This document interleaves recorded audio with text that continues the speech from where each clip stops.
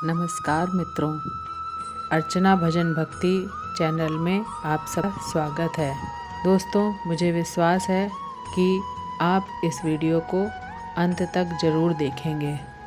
कुरुक्षेत्र के मैदान में अर्जुन युद्ध की इच्छा से आए हुए अपने परिजनों, अपने गुरुजनों को देखकर घबरा जाता है, निराश और हताश हो जाता है और बहुत ही दुखी होकर श्री कृष्ण के समक्ष अपने दुख और दुविधा को प्रकट करता है। अर्जुन कहते हैं, हे केशव, मैं कैसे युद्ध कर सकता हूँ? ये सब तो मेरे अपने हैं। मैं कैसे पितामह भीष्म और गुरु द्रोणाचार्य से युद्ध करूँगा? ये दोनों तो मेरे पूजनीय गुरुदेव हैं। इसलिए इन दोनों गुरुजनों को मारने से अच्छा है कि मैं भिक्षा मांगकर जीवन यापन करूं। जिन कौरवों से मैं युद्ध करने जा रहा हूं, वे सब धृतराष्ट्र के पुत्र मेरे भाई ही तो हैं, मेरे अपने ही तो हैं। इन सब को मारने से तो अच्छा है कि मैं सन्यासी बन जाऊं। अगर यह युद्ध हुआ तो करोड़ों लोग मारे जाएंगे। जो सैनिक और योद्धा में मारे जाएंगे, उनकी स्त्रियों का क्या होगा? नहीं कृष्ण, मैं ये युद्ध नहीं कर सकता। अपने ही कुल का विनाश करके मैं कैसे सुखी हो सकता हूँ? हे कृष्ण, मुझे कुछ समझ नहीं आ रहा है। मेरी बुद्धि भ्रमित हो रही है, मेरा सर फटा जा रहा है, मेरे पैर कांप रहे हैं, मेरा गांडीव धनुष मेरे इन हाथों से छूट रहा है। हे कृष्ण, मेरा मार्गदर्शन करो, मुझे ज्ञान दो, मुझे बताओ कि मैं क्या करूं।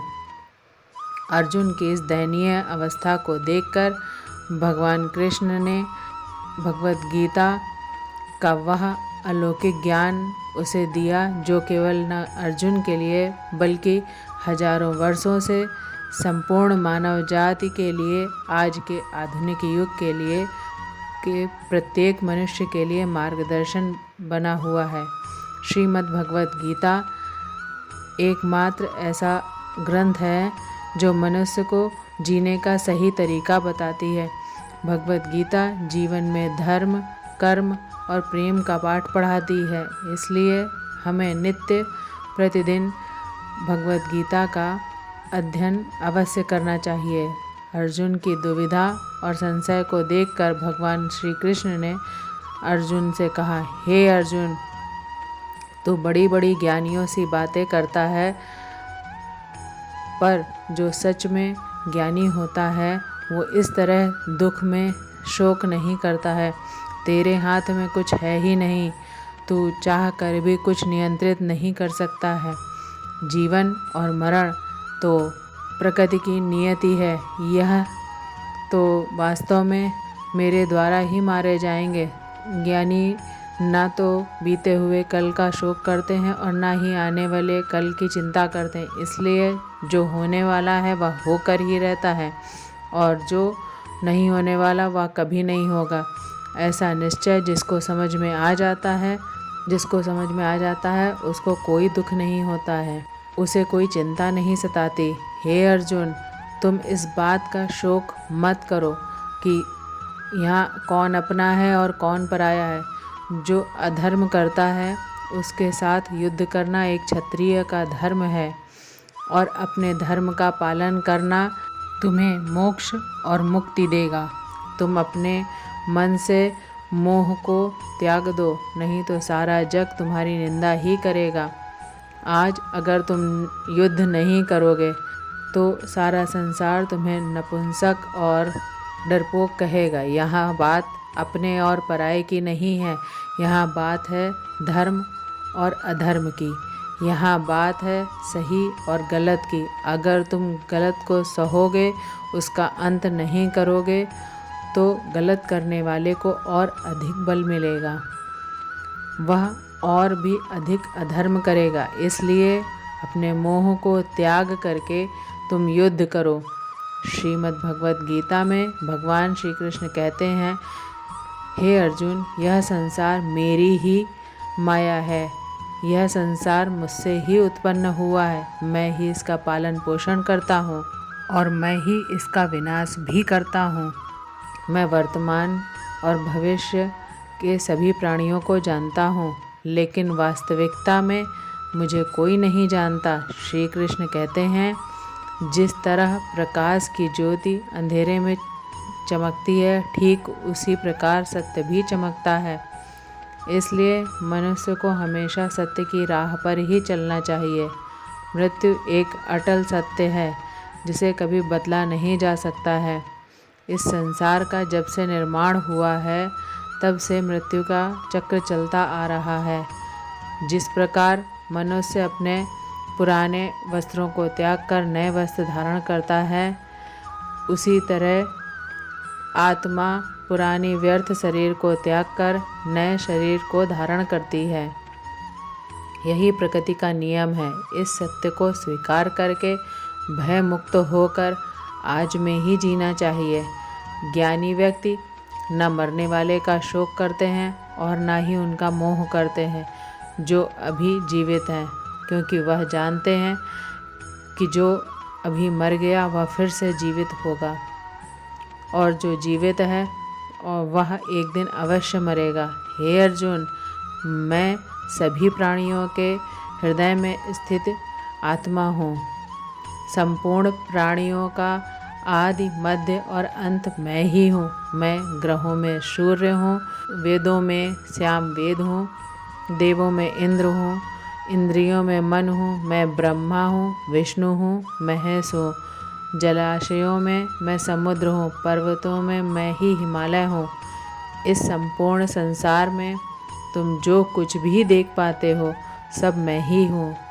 भगवान श्री कृष्ण कहते हैं, मन की शांति से बढ़कर इस संसार में कोई भी संपत्ति नहीं है। जिस व्यक्ति ने अपने मन को शांत रखना सीख लिया है, उससे ज़्यादा धनवान व्यक्ति कोई नहीं है। मनुष्य के दुखों का कारण उसका मोह है। जितना अधिक मोह करेगा, उतना ही अधिक कष्ट भोगेगा। श्री कृष्ण कहते हैं, जो हुआ अच्छा हुआ, जो हो रहा है वह अच्छा हो रहा है, और जो होगा वह भी अच्छा ही होगा। तुम्हारा क्या गया जो रो रहे हो? तुम क्या लाए थे जो तुमने खो दिया? तुमने क्या पैदा किया जो नष्ट हो गया? तुमने जो लिया यहीं से लिया, और जो दिया यहीं को दिया। जो आज तुम्हारा है वह कल किसी और का होगा, क्योंकि परिवर्तन ही संसार का नियम है। श्रीमद् भगवत गीता में भगवान श्री कृष्ण कहते हैं, मनुष्य को परिणाम की चिंता किए बिना निस्वार्थ और निष्पक्ष अपने कर्तव्यों का पालन करना चाहिए। अपने जीवन की चुनौतियों से भागना नहीं चाहिए और ना ही भाग्य को दोष देना चाहिए। हे अर्जुन, अपने आप को भगवान के प्रति समर्पित कर दो, यही सबसे बड़ा सहारा है। श्री कृष्ण कहते हैं, इंसान अपने जन्म से नहीं, अपने कर्म से महान बनता है। जब इंसान अपने काम में आनंद खोज लेते हैं तो वह पूर्णता प्राप्त करते हैं। हे अर्जुन, आसक्ति से ही कामना का जन्म होता है। सदैव संदेह करने वाले व्यक्ति के लिए प्रसन्नता ना तो इस लोक में है और ना ही परलोक में है। जो अपने मन को नियंत्रण में नहीं रखता, उसके लिए वह शत्रु के समान काम करता है। अशांत मन को नियंत्रित करना कठिन है, लेकिन अभ्यास के द्वारा इसे वश में किया जा सकता है। भगवद गीता में श्री कृष्ण बताते हैं कि पृथ्वी पर जिस प्रकार मौसम का बदलाव होता रहता है, उसी प्रकार हमारे जीवन में भी सुख दुख आते रहते हैं। इनसे हमें विचलित नहीं होना चाहिए। हे अर्जुन, समय से पहले और भाग्य से अधिक किसी को कुछ नहीं मिलता। जैसे दीपक की बाती के नीचे छुपा अंधेरा दिखाई नहीं देता, वैसे ही मनुष्य को जवानी के पीछे छुपा बुढ़ापा और कमजोरी दिखाई नहीं देती। जब भगवान श्री कृष्ण से अर्जुन पूछते हैं, हे केशव, यह सब मान कर भी कि आत्मा नित्य, आत्मा को आग नहीं जला सकती, फिर भी इंसान को दुख, सुख, शोक, मान, अपमान, पीड़ा और आनंद का एहसास क्यों होता है? तब भगवान श्री कृष्ण कहते हैं, हे पार्थ, मैंने पहले ही तुम्हें बताया कि सुख दुख का आभास करना आत्मा का काम नहीं, शरीर का काम है। तब अर्जुन कहते हैं, हे केशव, शरीर को दुख और पीड़ा तभी होगी जब शरीर को कोई चोट लग जाए या उसका कोई अंग कट जाए। जैसे शरीर आग में जल जाए, उससे जो पीड़ा होती है वह शरीर की पीड़ा है, परंतु मान हानि होने से जो दुख होता है, सम्मान होने से जो आनंद आता है, उसमें शरीर को कोई चोट नहीं पहुंचती। वह कीर्ति की पीड़ा तो आत्मा को ही होती है। तब भगवान श्री कृष्ण अर्जुन से कहते हैं, यह कीर्ति, मान अपमान या लाभ हानि, ये जीतने का आनंद या हारने की पीड़ा, यह भी आत्मा को नहीं होती है। यह आत्मा का काम नहीं है, यह तो मन की शरारत है। भगवान श्री कृष्ण कहते हैं, हे अर्जुन, यह याद रखो कि प्राणी के शरीर का अदृश्य एक अंग है मन, जो दिखाई नहीं देता लेकिन सबसे शक्तिशाली हिस्सा है।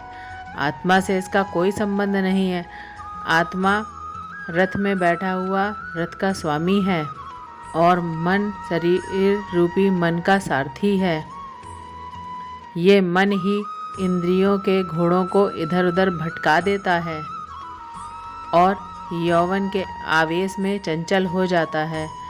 कभी यौवन के आवेश में यही चंचल मन मनुष्य को इस भ्रम में डाल देता है कि वह सर्वशक्तिमान है और वह सब कुछ कर सकता है और यहाँ का राजा है, जिसके आगे हर कोई झुक जाने पर विवश है, हर कोई उसे प्रणाम करे।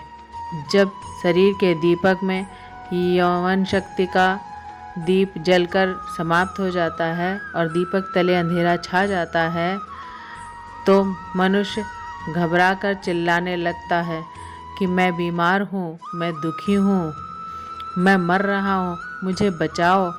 ये रोने का नाटक भी मन ही करता है। हे अर्जुन, मनुष्य को मैं के घमंड की मदिरा पिलाकर मदहोश करने वाला पाखंडी केवल मन है।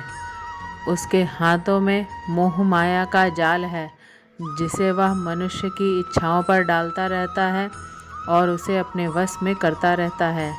यह मन शरीर से भी मोह करता है, अपनी खुशियों से भी मोह करता है और अपने दुखों से भी मोह करता है। खुशी में खुशियों भरे गीत गाता है और दुख में दुख भरे गीत गुनगुनाता है। अपने दुखों में दूसरों को शामिल करके उसे खुशी मिलती है। हे पार्थ, प्राणी के लिए आवश्यक है कि वह अपने मन को काबू करके अपने अंतर मन में झांककर अपने आत्मा को देखे, तभी उस आत्मा के अंदर उस परमात्मा का प्रकाश स्पष्ट दिखाई देगा। समय मनुष्य के बनाए मार्ग पर नहीं चलता, मनुष्य को ही समय के दिखाए मार्ग पर चलना पड़ता है। इसी को नियति कहते हैं। जीवन कठिन तब लगता है जब हम स्वयं में बदलाव करने के बजाय परिस्थितियों को बदलने का प्रयास करते हैं। जब समय आपके विपरीत चल रहा हो तो शांत रहना ही सबसे बेहतर होता है। जब भक्ति में मन लगना है तो समझ लेना कि आपने भगवान को नहीं, भगवान ने आपको चुना है। कोई कुछ भी बोले, स्वयं को शांत रखो, क्योंकि धूप कितनी भी तेज हो, समुद्र सूखा नहीं कर पाती। कान भरने वालों से हमेशा सावधान रहे, यह अच्छे रिश्तों को बिगाड़ देती है। योग्यताएं कर्म से पैदा होती हैं, जन्म से तो हर व्यक्ति शून्य ही होता है। इस जगत में सत्य से भी बड़ा सत्य प्रेम है। और जिसके प्रति प्रेम है उसके प्रति असत्य होना मुश्किल है। पूरी दुनिया की सबसे खूबसूरत जोड़ी मुस्कुराहट और आंसू है। इन दोनों का एक साथ मिलना मुश्किल है, लेकिन जब ये दोनों एक साथ मिलते हैं वह पल सबसे खूबसूरत होता है। कर्म ही सबसे बड़ा धर्म है। भगवान श्री कृष्ण गीता में अर्जुन को उपदेश देते हुए कहते हैं कि व्यक्ति कर्म करने के लिए ही पैदा हुआ है। बिना कर्म किए कोई नहीं रह सकता। मनुष्य को परिणाम की चिंता किए बिना अपने कर्तव्यों का पालन करना चाहिए। क्रोध मनुष्य को नरक की ओर ले जाने वाला द्वार है। क्रोध करने से व्यक्ति का मन अशांत हो जाता है। वह आवेश में आकर कई बार अपना ही नुकसान कर लेता है। भगवान श्री कृष्ण कहते हैं मनुष्य को क्रोध करने से बचना चाहिए। कितना भी क्रोध क्यों ना आए, स्वयं को शांत रखने का प्रयास करें। इस संसार में आज जो तुम्हारे पास है वह कल किसी और का होगा, परसों किसी और का होगा। यहाँ खाली हाथ आए हो और खाली हाथ ही जाओगे। मन पर नियंत्रण रखना जरूरी है। मनुष्य का मन वायु की तरह चंचल है। यह मन ही है जो मनुष्य को काम वासनाओं की तरफ भटकाता रहता है। अगर जीवन में सफल बनना है तो मन पर काबू करना बहुत ज़रूरी है। मन को वश में करने से दिमाग की शक्ति केंद्रित होती है, जिससे कार्यों में सफलता मिलती है। गीता के अनुसार जिस व्यक्ति ने अपने मन पर काबू पा लिया वह मन में पैदा होने वाली बेकार की चिंताओं और इच्छाओं से भी दूर रहता है। साथ ही व्यक्ति अपने लक्ष्य को भी आसानी से प्राप्त कर लेता है। दोस्तों, आज वीडियो में बस इतना ही। वीडियो पसंद आई हो तो लाइक करें, शेयर करें और चैनल को सब्सक्राइब करें। जय श्री कृष्णा।